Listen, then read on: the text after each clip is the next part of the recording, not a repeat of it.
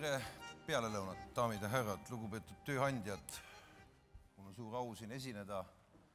Väga huvitavad ettekanded. Ma loodan, et see kokkulepitud teema ja minu üldistusaste kuidagi täiendab või kordab mõningaid asju üle, mida ma vähemalt pealelõuna 3 huvitava ettekande puhul kuulda sain ja loodetavasti siis on meil aega natukene ka diskuteerida.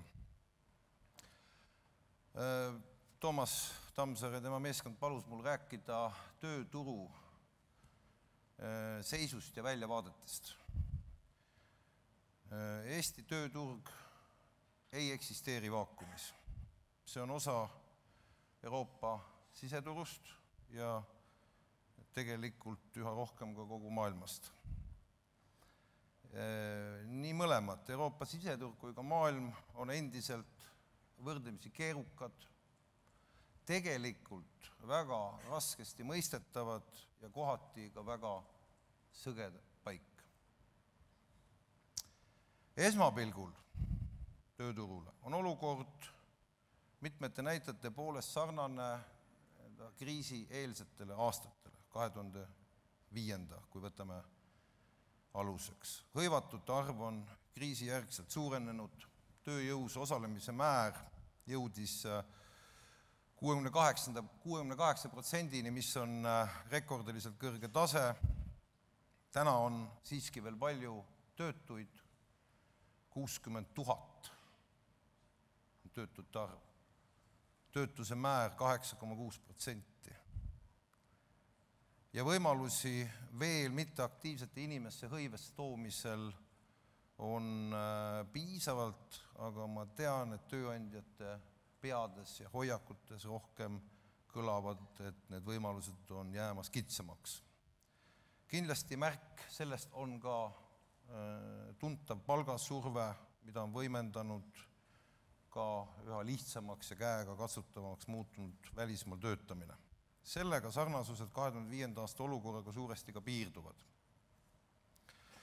2015. aastal, mis ei ole ju üldsugugi kaugel, võrdsustub tööturule sisenevate ja pensionile minejate arv ja rahvastikuprotsesside järgi hakkab lähiaastatel mõju avaldama loomulikult ka tööturule. See, et võimalike töötegijate arv hakkab langema ning seda ei kompenseeri ka tõusev pensioniiga, on täna käega katsutav tegelikkus, mitte väga kauge tuleviku väljakutse. Ja küsimus on kindlasti, kuidas me selle tegelikkusega hakkama saame. Ma tooks välja mõned retseptid, mis johtuvad suuresti sellest, et tööjõud ei ole samastatav, vaid statistilisel tööturul hõivatute arvuga. Selle arvu vähenemine on küll fakt, millel oleks muude tingimuste samaks jäädes oma ettearvestatav mõju.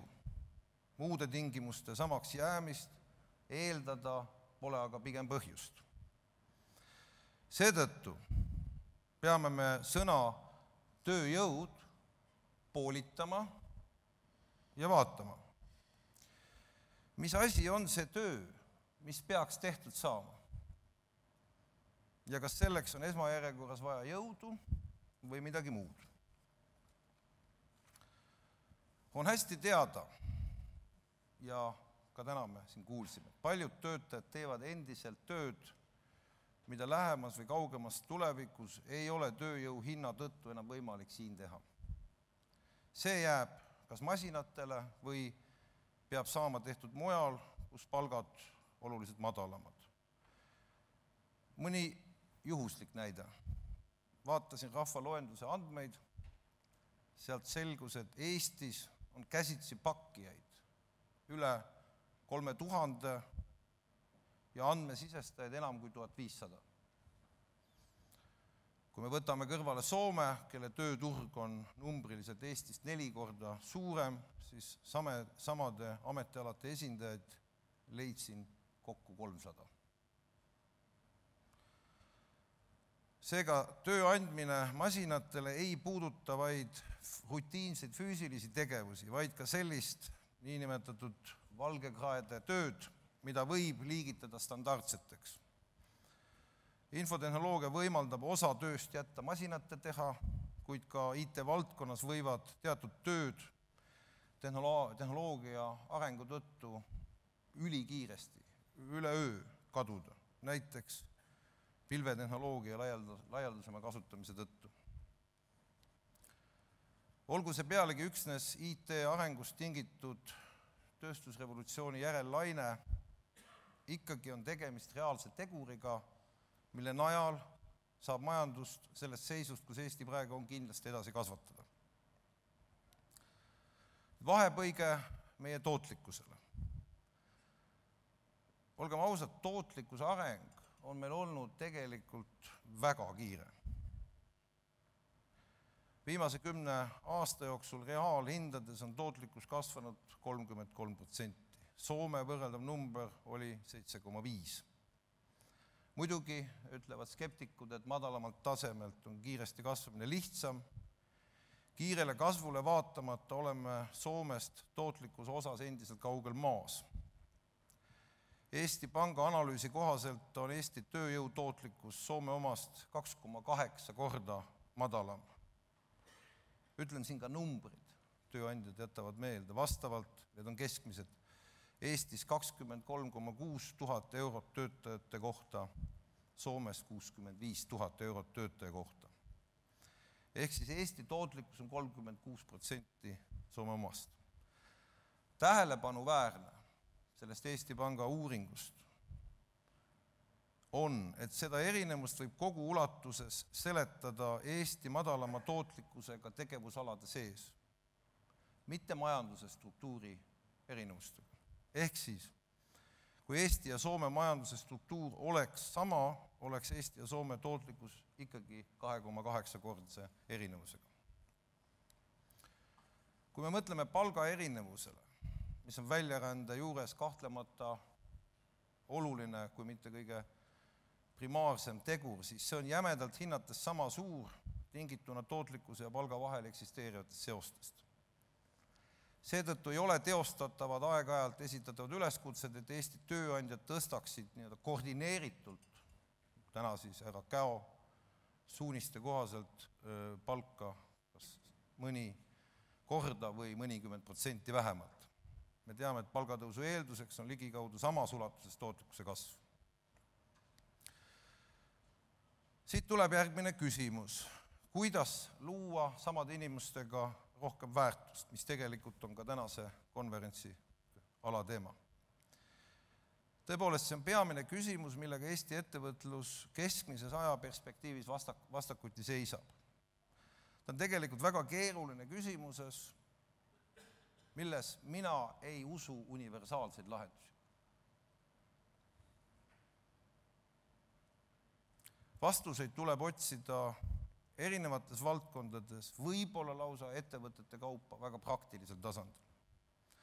2 päeva tagasi oli Postimehe arvamuslõuna, seal oli suurepärast sõnavõtus Kadri Liik, ütles, ja ma hakkan üha rohkem kogemuslikult jagama tema seisukohta, et Eesti on nii eriline koht, et Eestit ei saa tuua näiteks mitte kellelgile mitte millestki. Ja tegelikult ka oma arengus oleme me jõudnud sellele tasemele, kus mitte kelleltki ei ole ka mitte midagi enam üle võtta. Pakuks välja 10 retsepti selle küsimuse vastamiseks. Lahkuv valitsus on heaks kiitnud Eesti ettevõtluse innovatsiooni kasvustrateegia. Me oleme seadnud seal numbrilise sihiks tõsta töötaja tootlikkust 80%-ni Euroopa Liidu keskmisest. Riik põhiliselt katsub sellele kaasa aidata lisaks kõigile muudele uutele algatustele, mida ka mu eelkõneleja siin tutvustas, põhiliselt fokusseeruda innovatsiooni ja ekspordi kasvatamisele. Tuleb vaatamata raskustele, mida härra Sild justkui punase kriipsu peale tõmmas, peame arvesse võtta Eesti ettevõtete rolli globaalsetes väärtusahelates ja potentsiaaliselt ülespoole liikuda. Tavapärane kaubandusstatistika seda ei näita, kuna andmeid kogutakse toote lõppväärtuse põhiselt mitte konkreetses riigis loodud lisandväärtuse järgi. Selleks, et Eesti ettevõtted saaksid oma tegevusalal liikuda kõrgema lisandväärtusega tegevuste suunas, on oluline keskenduda suurema ekspordipotentsiaaliga ettevõtete edasiarendamisele. Teiseks, väiksema arvu inimestega suurema väärtuse loomise probleem ei ole mitte ainult ettevõtete ees. See küsimus on sama teravalt ka avaliku sektori ees, sest probleem on ju sama. Mõtlen siinkohalt avaliku sektorit laiemas tähenduses, nii haridus, sotsiaalhoolekande, meditsiin, kindlasti ka riigi valitsemine. Ja kui küsida, kust võiksid kasvada tahtvad Eesti ettevõtted saada siis uusi töötajaid pärast 2015. aasta üleminekut uue tööturu sisse ja väljavoolu reaalsusse, siis arvan, et vastuse variant on laias laastus 3. Esiteks robotid, teiseks avalik sektor ja 3. võõrtööjõud. 3. punkt. Ei ole kahtlustki, et on suuri võimalusi teha riiki efektiivsemaks, et siis avalikust sektorist vabaneks tööjõudu. See on eelduseks, mis võimaldab avalikust sektorist üldisemalt hea haridusega töötajate ümberpaigutamist erasektorisse. Riik teeb pidevalt oma töös ümberkorraldusi, mille tõttu väheneb ametnike vajadus. Ma usun, et kui me rakendame seda kavandatud infoühiskonna strateegiat, siis me suudame iga aasta vabaneda 10–15% täna olemasolevatest avalikust teenistujatest. Ma ei usu, et mõistlik oleks siin kampaania korras ülepeakaela lähenemine, vaid inimesi hirmutades, vaid kindlasti avaliku teenistuses professionaalse tehnoloogia rakendamine vabandaks 10–15% töötajatest juba lähiaastatel. 4. Riigi reformimine. Ma ei pea siin silmas tavaliselt seda, mida räägivad üksikkandidaadid, et vähendada Riigikogu liikmete arve, kuluhüvitisi, suunata vabanev raha, vaid vastupidi. Ma arvan, et Eesti peaks püüdlema selle poole, et me suudame poliitikasse kaasata sisuliselt rohkem inimesi. Meil on selleks head eeldused, ID-kaart, interneti lai levik, nende kasutamise harjumus. Me peaks proovima selleks, et kaasata inimesse riigi küsimuste diskussiooni, ühiskonna küsimuste diskussiooni tunduvalt laiemalt. Kindlasti oleks Eestil potentsiaal proovida, leida ja ehitada kaasaegsemat demokraatia mudelit. Ja ma ei räägi seda sellepärast, et meeldida politoloogidele ja vabakondlastele, vaid ma usun, et kaasaegsem demokraatia mudel, mille ühe kesksemat küsimust tutvustas jällegi mu eelkõneleja, sellel on kindlasti väga praktiline siire meie majanduse tuleviku väljavaadetesse, kus on vältimatult oluline parandada laiemat ühiskondlikku kliimat, õhkkonda, viia sisuliseks riigi, äri, haridussüsteemi dialoog. 5. Võõrtööjõu kasutamise osas olen ma majandusministrina proovinud aidata kaasa sellele, et ettevõtted saaksid siia kiiremini ja vähema bürokraatiaga tuua enda jaoks vajalikke spetsialiste.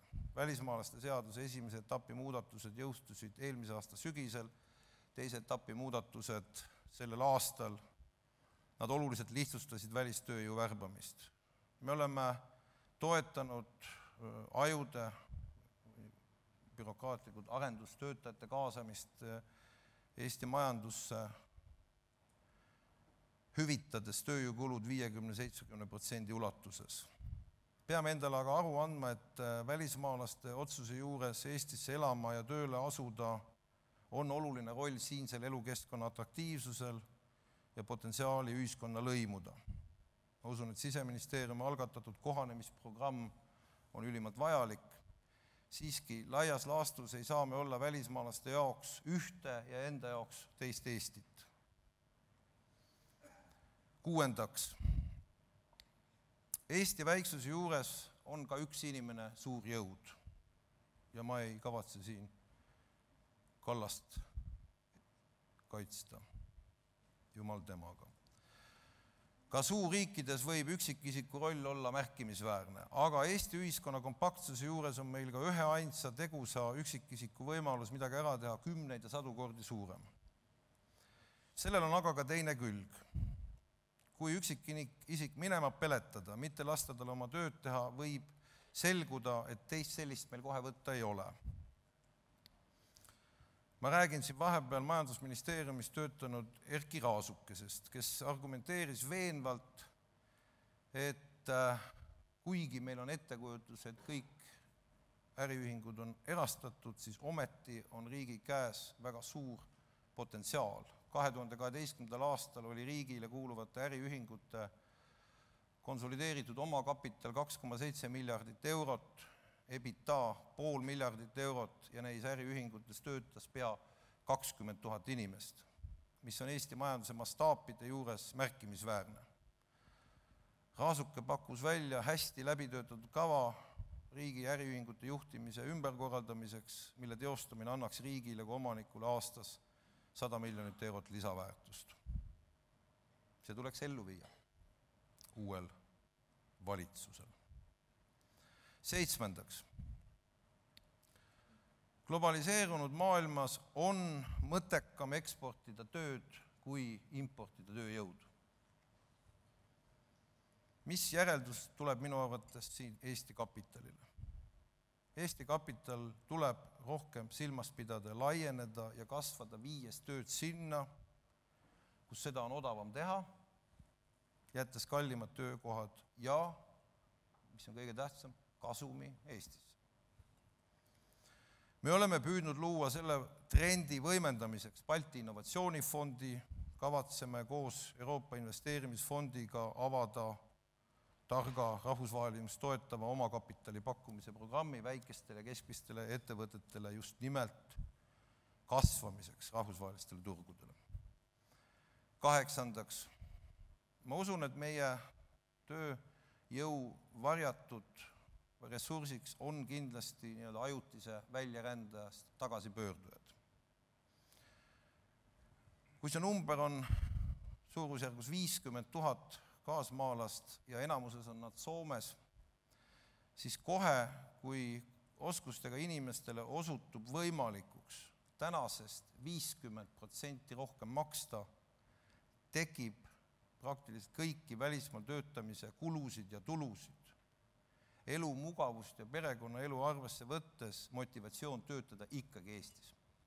Ma olen seda ise koos ettevõtjatega testinud nii baarmenide, bussijuhtide kui kutseharidusega automaatikute puhul. Ehk teisi sõnu selg juba paistab. 9. Eraldi õiguslikku raami, mitte täna, aga ma ennustan 4-5 aasta pärast läheb meil vaja odavama hooajalise tööjõu defitsiidi ületamiseks. Me kõik mäletame Soomes maasikakorjajaid, midagi analoogset. Ja viimaseks 10. lõpetuseks küsimus ikkagi, mida peaksid inimesed õppima ja juurde õppima.